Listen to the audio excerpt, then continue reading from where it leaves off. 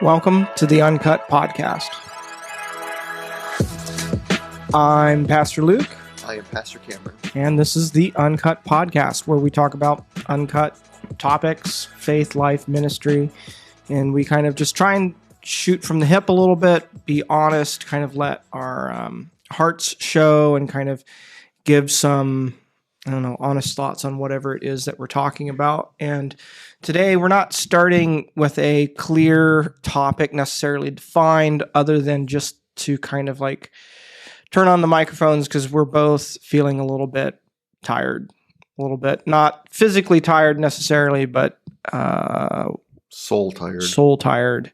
Yeah. Some of the weariness of trying to serve in ministry, trying to kind of honor all the different parts of ourselves and things like that. So we thought we would just turn on the microphones and have a conversation about that, about what does it look like to even process when we are weary, when we do not want to do the next thing. We would rather be, or at least I would rather be in a cabin in the woods somewhere. Yeah.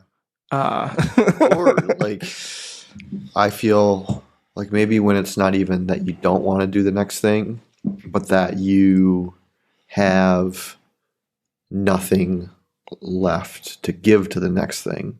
Yeah. Like for instance, we're recording this on a Thursday afternoon, almost 3:00. Friday's my day off. Yep. My Sabbath. And then I usually take Saturday off too, so I could have like a weekend, Yep. Do things with your family. Right. All of that. Well, it's 3:00 in the afternoon on my last day of work. And I don't have my sermon done. And I want to have my sermon done, and I wish it was done, but I'm in a place where my week has been like just really hard. It's been really emotionally taxing and draining. It's been really spiritually taxing and draining. I've been wrestling with some really difficult things and difficult situations, and not difficult people, but like situations that, the frailties of all humanity are on full display, my own included. And I'm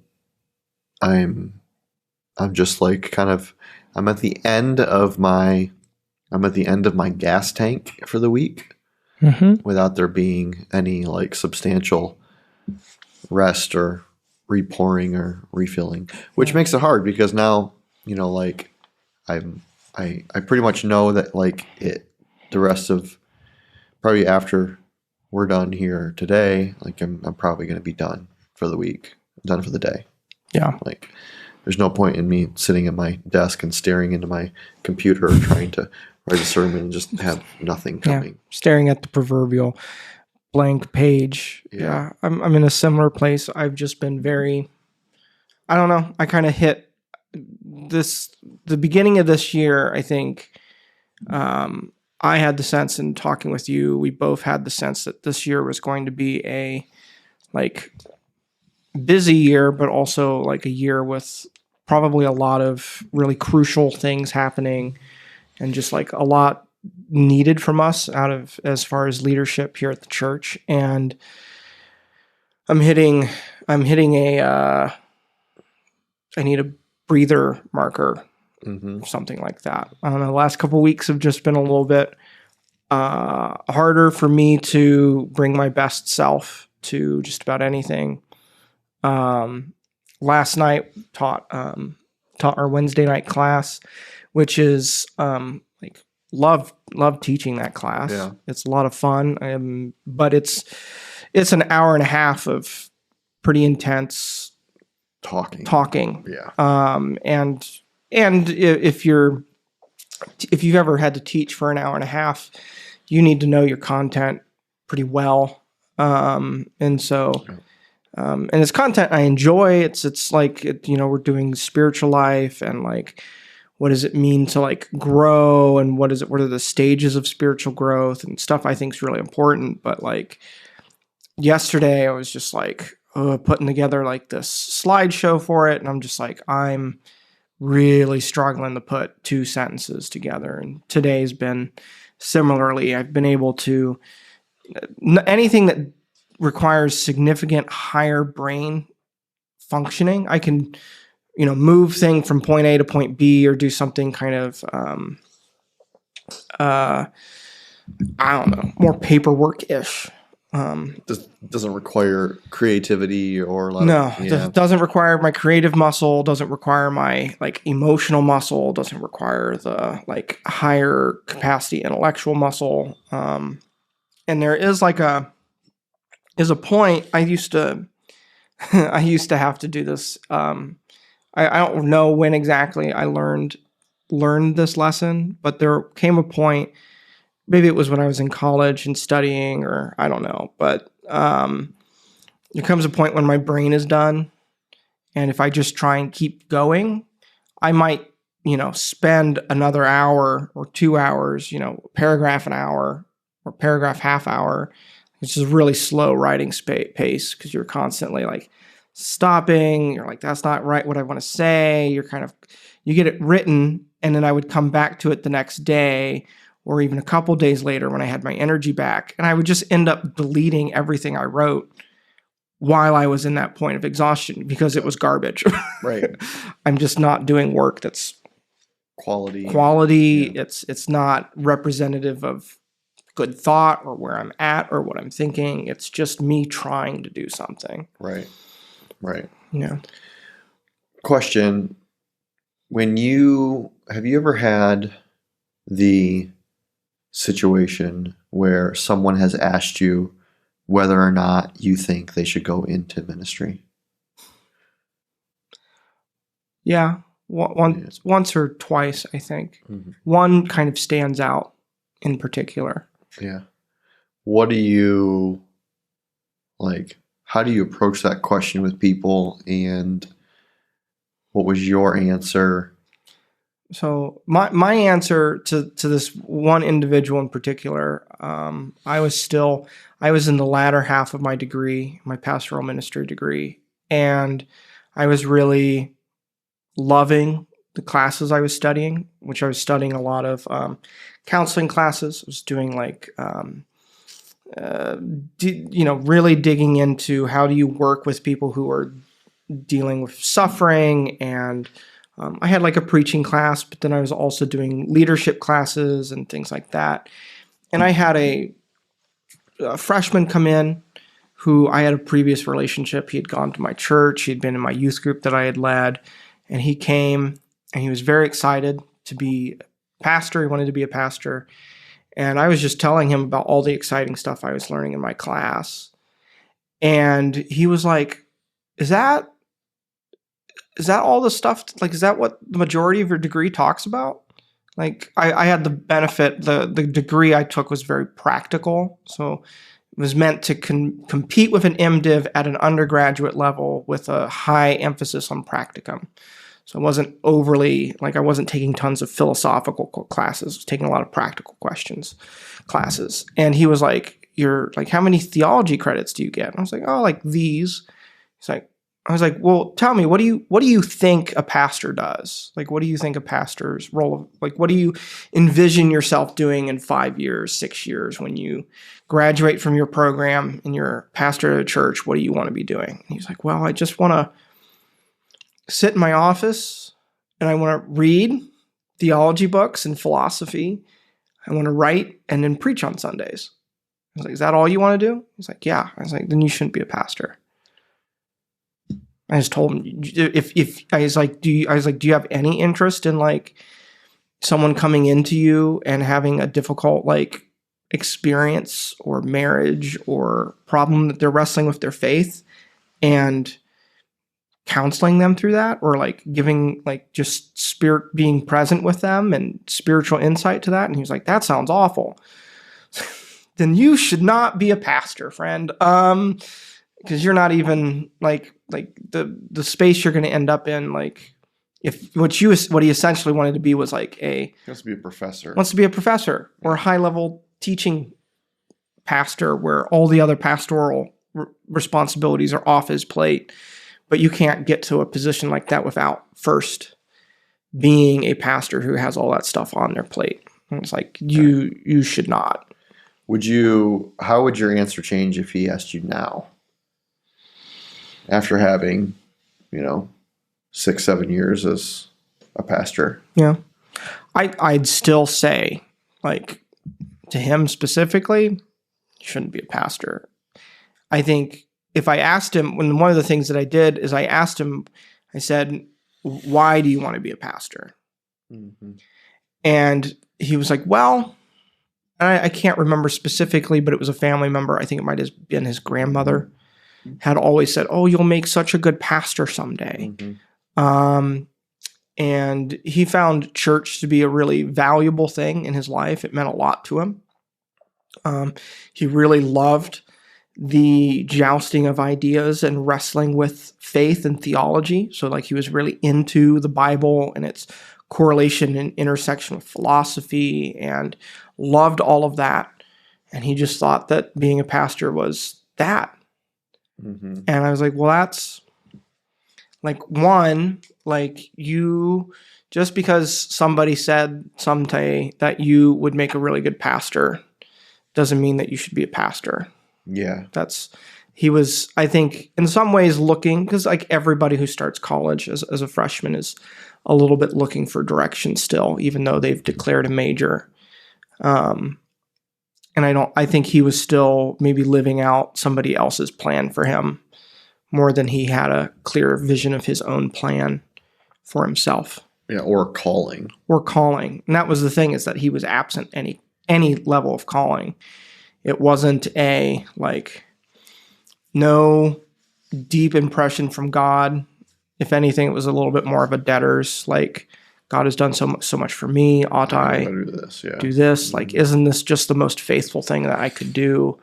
I was like, no, not necessarily. Like, especially if you're going to just be a bad pastor. Right. I had a seminary professor once. At least I think it was a seminary. I guess I'm a little foggy. It may have been undergrad. It was undergrad. And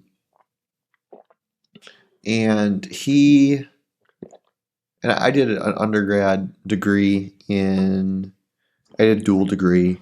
It was a religion philosophy major first, and then what was at that point called contemporary ministry, which was pastoral ministry essentially. Yeah. And one of our Bible professors, New Testament scholar, who, at a relatively small college like I went to, Roberts Wesleyan College at that point, now university, if you take theology classes, New Testament classes over the course of 4 years, you're going to get the same professors a lot. Yeah, you're going to get the ones that... Yeah. And so, in a way, those professors, if they have even a hint of a pastoral heart, end up really pastoring those kids. They do. And I would say probably some of the most influential men in my life, spiritually developing in my sense of calling, were some of my main professors in undergrad. Mm-hmm. Dr. Casey Davis, Dr. Richard Middleton, Dr. Andrew Kale, Reverend and Pastor Wally Fleming, Dr. Doug Cullum, and there was at one point where we had gotten off topic of whatever the theological topic was, and we were talking about pastoral ministry in general. And one of my New Testament professors was also a Free Methodist pastor. And he essentially said something to the effect of, if there is anything at all that you can imagine or believe that you could do for the rest of your life other than pastoral ministry, do that. Do that thing. Yeah.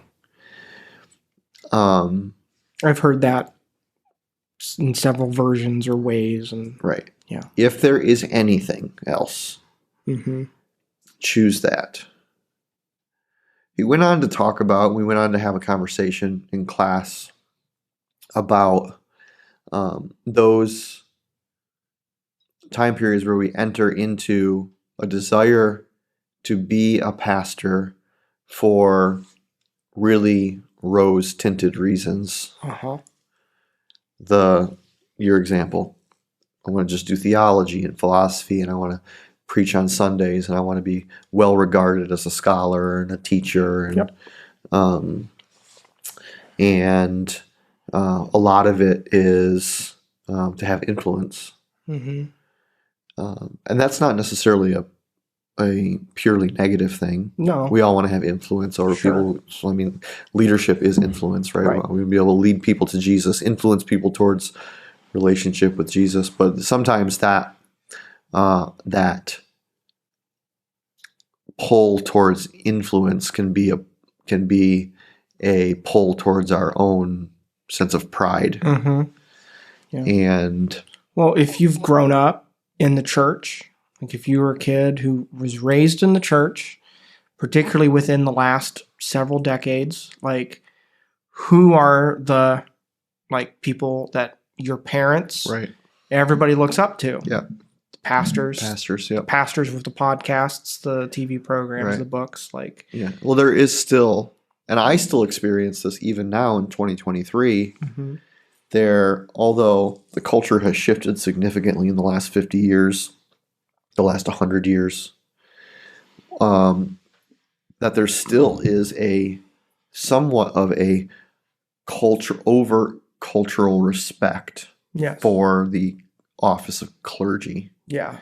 People that would treat other people or other professions or just generally walk around with an air of disrespect to anyone would treat clergy as like a, I will, which is, we talked about this in kind of like one of our first episodes, like people who call us pastor rather than Cameron or Luke. Yeah. Or the way it always plays out for me is if I encounter someone who's maybe a little bit rougher around the edges, and then they find out I'm a pastor, and they're like, "Oh, I'm sorry, I was just cursing. Sorry, pastor." And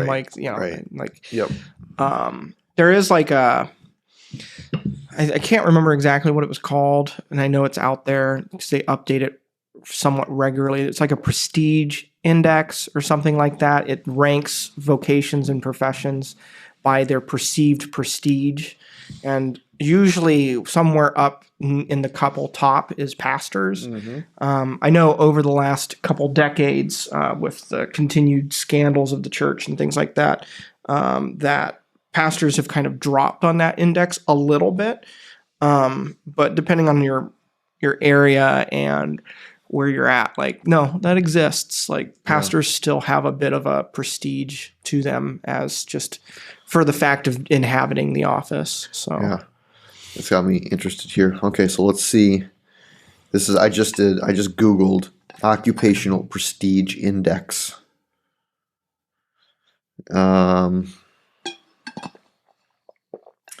Clergy's on the list, but it's lower than you might think, maybe. Yeah.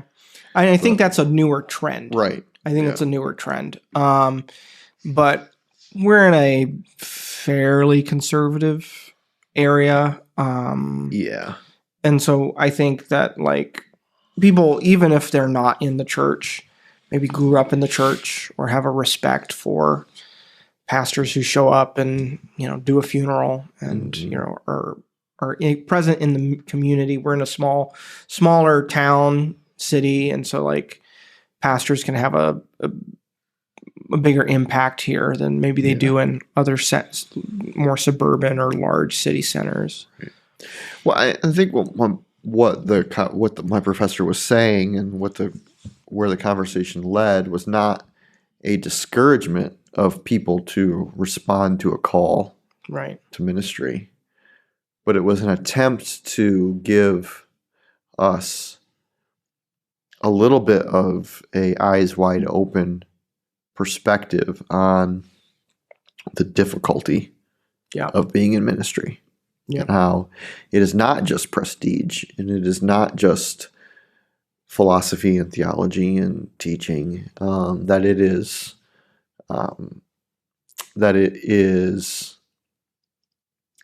we have our grounding and our identity and our calling from the Lord, but that we work with people. Yeah. And that people are, I am a difficult person. You are a difficult person. Yeah. They are difficult people. Right? People are difficult. And so it creates a really significant stress. Yep. A lot of times. John Wesley had this famous saying. He was like, unless God has raised you up for this very task, you will be worn out by the schemes of men and devils. Yeah. Yeah. And so it's like, unless there is I can do no other thing. There is no other thing that God has created me to do or that I want to do.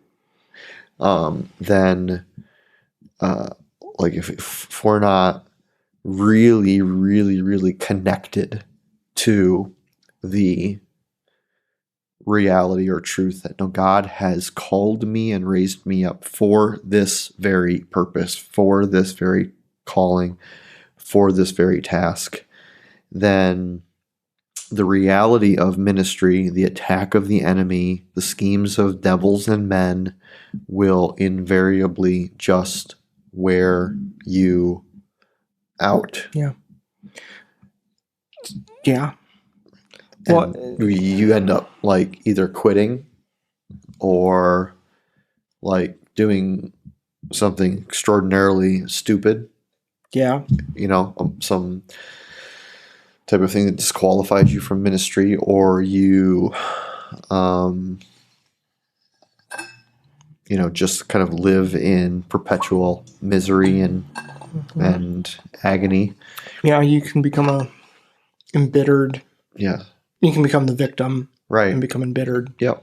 And now that's not all of that is to say that ministry is not just walking on Legos and bare feet. No. It's it's beautiful and it's sacred.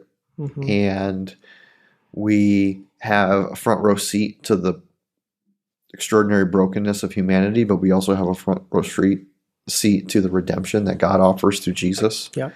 And people turning their lives over to Jesus and surrendering to Him and walking by faith and experiencing growth and life and hope and eternity. We get to be with people on some of their happiest days when they're getting married. We get to be with people on some of their most sad days when they're, burying a loved one, or their marriage is falling apart, or they're dealing with addiction once again, or they're struggling under the weight of mental illness, and all of those things, both the joys and the sorrows of life, they kind of get carried by pastors. Yeah. And it can become a really heavy burden, even if you are good at Sabbath, and even if you are called, and even if you're healthy yourself.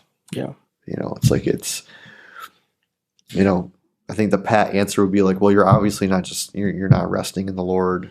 You're not experiencing Sabbath, or maybe you're not called if things are so difficult. Yeah.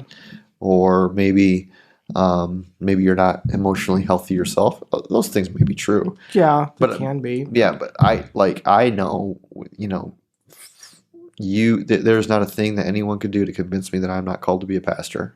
I am called to pastor people, to move people closer to relationship with Jesus so that He can transform their lives. That's who I am. I believe that's what I've been created to do and to be. yes, that takes many forms, like many forms of ministry. But like there is nothing that anyone could do to make me believe or to convince me that that's not my calling, even in the midst of the calling being extraordinarily difficult sometimes, which is I think why there's been there's a stick-to-itiveness. Yeah. Because like, what am I going to go do? Go friggin' sort twisted 2x4s at Home Depot for a living? Like, I'm like, no. Like, this is who I am. This is what God's created me to do. But it's freaking hard. Yeah. Well, yeah, there is something. It's one of those, and like, I don't want to pretend that there are not other professions and vocations that are difficult and require significant things. Yeah, this just happens to be the one that we're in. We are in, and we're talking about, right. Yeah. But I had a friend who put it this way, and I'm sure he was probably quoting someone, but I don't know who. But it has always kind of stuck with me. And he said something about like, the congregation doesn't need what you know or what you can do as much as they just need your holiness. I was like, yeah, like that's a little bit of like, because I worked in a grocery store. I've done like work as like a contract, or like not a contractor, a carpenter, like not very good carpenter, but I tried. How pastoral of you. Just like Jesus. Just like Jesus.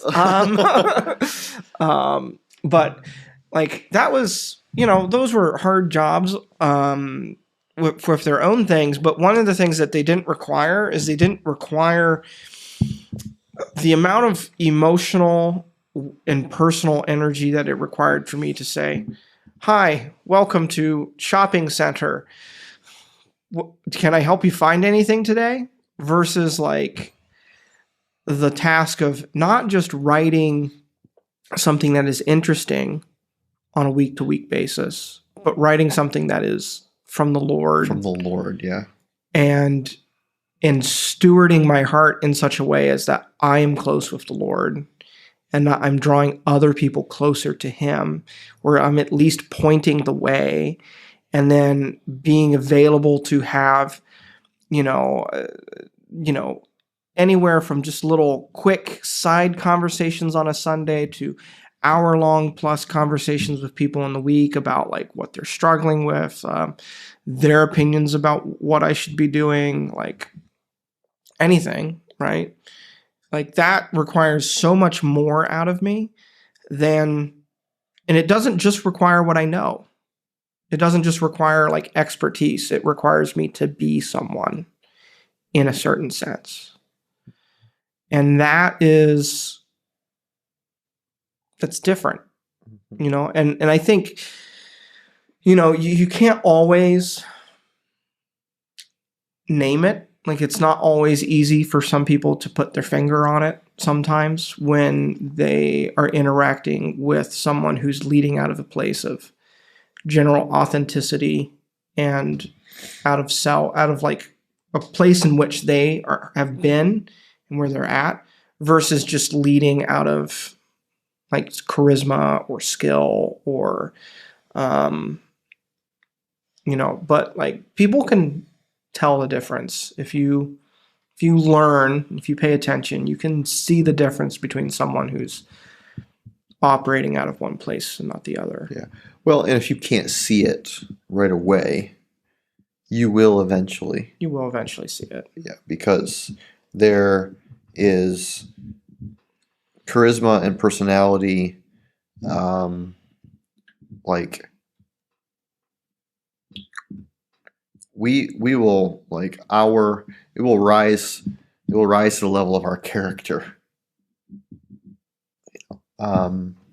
And so if we're abiding in Christ and remaining connected with Christ, right? Mm-hmm. If the righteousness of Jesus is truly our own righteousness, and that's what we're operating out of, right? Then we're operating from a place of His strength within us. But if we're operating from a place of just like I'm good at the skills, of that it requires, then will quickly run aground. Those things will quickly run aground on the reality of human frailty and will be exposed for what they are. And that's a sad and sometimes sobering truth, but it's true. It is very true. So there was a book that I read, Crucifixion of Ministry. I do not remember who wrote it off the top of my head, but that's the title of it, The Crucifixion of Ministry. And he had a paradigm that I have to remind myself of. And this conversation is reminding me of it again. He didn't love, he has this point and he kind of talks about like the fact that like we need to, as pastors, somewhat die to our conception of ministry. Oh, absolutely. And to ourselves. Yeah. And he said, his personal preference was not to be called or referred to as a pastor, was to be referred to as a preacher. And it's not for the reason that I think a lot of people like being called preacher, not because he was necessarily fixated on the act of preaching as we think on a Sunday morning, where someone gets up, opens the Bible, and talks, and everyone pays attention. But more that he was like, no, we are preachers first and primarily, is because we're not the ones doing the work. We're the ones proclaiming what Christ is doing. So his whole conception was that like Christ's ministry never stopped. He imparted it and is continuing to do it through his church. And if we have any sort of conception that it's our ministry and that we're the ones who are going to do the ministry here, like we've missed the train. And that it's Christ, and that we should primarily be proclaimers of what it is that Christ is doing. I'm not calling you to faith. Christ is calling you to faith. I'm not walking with you through this pain and difficult circumstance. Christ is walking through you with this difficult circumstance. And that's a very rough summary of his book and his concept, but I have to be reminded of that because my default is to just do it myself. Yeah, to show up, to bring yourself to the party. Yeah. Yeah. Bring yourself to the work. Right. Where really my job is to show up and to look around and notice what Christ is doing. Yeah. And point that out to people. Right. Right.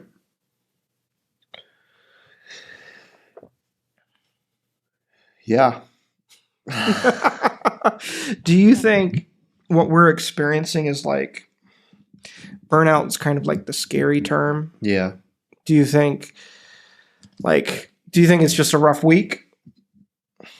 Or do you think that there's any because I've listened to a lot of people talk about burnout, and I don't think those conversations have always been super helpful. And I'm not entirely sure if I've ever really experienced like what would be true burnout. I think I've experienced some like pretty down and difficult and exhausting times and places where I've kind of gotten to the end of my rope, but I don't know that was more personal growth and personal crisis than it felt like burnout.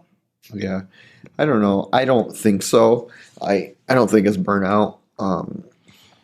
I don't know if it was John Mark Comer that I heard say that the way that he would describe burnout is a type of experience that that just like your fairly normal rhythmic Sabbath practice does not touch. Yes. That was Comer. Yeah. That it just doesn't, okay, you're burnt out when the normal practice of Sabbath is not addressing the place that you're at. Mm-hmm. And I don't feel there. Yeah. Maybe I don't know. Maybe I'm on the edge of it. Maybe we're on the edge of it. Maybe. I don't think so. Yeah. Though. My hope is that even after a few days here of rest, that there'll be a much different heart space, head space, physical space that I'm in on Sunday morning. Now, that's not to say that, because I'm going to be leaving the office today with a sermon not completed, I'm going to be re-engaging the work of ministry at some point in the next 2 days to finish that. Right. And that kind of always, like if I don't have my sermon done by the time I leave on a Thursday afternoon, Thursday evening, then it really looms in my soul until the period is put at the end of that sentence. Yeah. It's very difficult to actually rest. Yep. So I don't know. We'll see what the weekend brings. Yeah. Hoping for I'm believing for some rest that I can't produce on my own. Yeah. But that the Lord meets with me. Yeah. And brings into my life, because having another week like this is not, back to back or whatever. It will not be good. Wouldn't be good for me. No. No. Well, and I do think at least for myself, and I think for you, is I think we've been doing personal work and we've been doing ministry work long enough to know that just because we have a tough week where we feel like we're just slogging it out does not mean that we've done it enough to have the perspective to know that next week might very well be very different. Mm-hmm. I've had enough down days to know that down days pass. Yep. And I've had enough good days to know that good days pass too. Mm-hmm. Sometimes if I'm having a particularly rough day, I just, it's time for me to go to bed because I just need to start the day over. I need to start fresh. Yep. I will, and sometimes it's a bit of a battle, but I think I've gotten to a place where I can sometimes, for the most part, I don't usually have a hard time falling asleep. And that's because I usually know that if I can just fall asleep and wake up rested, that my opinion and perspective and feelings about whatever it is I'm stressing about will be different in the morning. Mm-hmm. I'm very tired. I'm very tied to my physical rest. Mm-hmm. If I am not physically rested, I just know that I am not thinking and seeing things clearly. And so I know that about myself. But I guess all that to say, and just share if anyone listening, is we're not panicking. No, it's not. It's not, sending the troops. We need help. It's just that, hey, this week was hard. Yeah. And ministry is hard. Yeah. And, you probably had a hard week too. Yeah. I know, my wife is a stay-at-home mom. Her job was really hard this week for several different reasons. Yep. We're not the only ones that have hard weeks. Everyone does. Right. And I think we're just reflecting on what are the particularities of difficult weeks when you're in ministry, because there's not always a whole lot of understanding of that. Oh, your week couldn't possibly be bad. You're a pastor. You work in a church. Mm-hmm. Sometimes the work can feel a little invisible because it's one of those jobs that's really hard to okay, so what does a pastor do, Cameron? Mm. Right? That's a really hard question to answer, because am I asking for your hourly itemized task list, which looks really random at times. You know, mine does. Mm-hmm. Or am I asking like, what is it is you're trying to accomplish? Right. Like it can be a really difficult question to ask Yep. to answer that. Yep. Mm-hmm. Right. So if you're out there and you're listening and you've had a difficult week, we're with you. Yep. And we pray God's best for you, and maybe that you get some rest here in the next few days and Yep. able to see things a little bit more clearly and feel His peace and His presence with you, and allow Him the space that He desires for you so that you can receive the gift of rest Yeah. from Him. Mm-hmm. That's what I want to do. That's what I want. Yep. Yep. Just some, I don't know. There's like a lack of, like, for me, rest is not just like sitting still. It's a lack of striving to some degree, of just being willing to like, I don't have that figured out yet, but I'm going to trust that's being okay right now. Yep. Yeah. I like that. Yeah. I like that. So, all right. Well, if you have any, we continue to want to be able to address some of the questions or topics that are important to our listeners or our viewers or whoever you may be. So you can text those into our mailbag, 716-201-0507. That is 716-201-0507. And we'll have some mailbag episodes coming up. Also, for those of you who watched last episode, today's energy drink is a Jocko Go Citrus Psycho flavor. It's pretty good. Jocko, still waiting for my sponsorship letter, but I'll just set that here for you. Thanks for listening to the Uncut Podcast. We'll see you next time.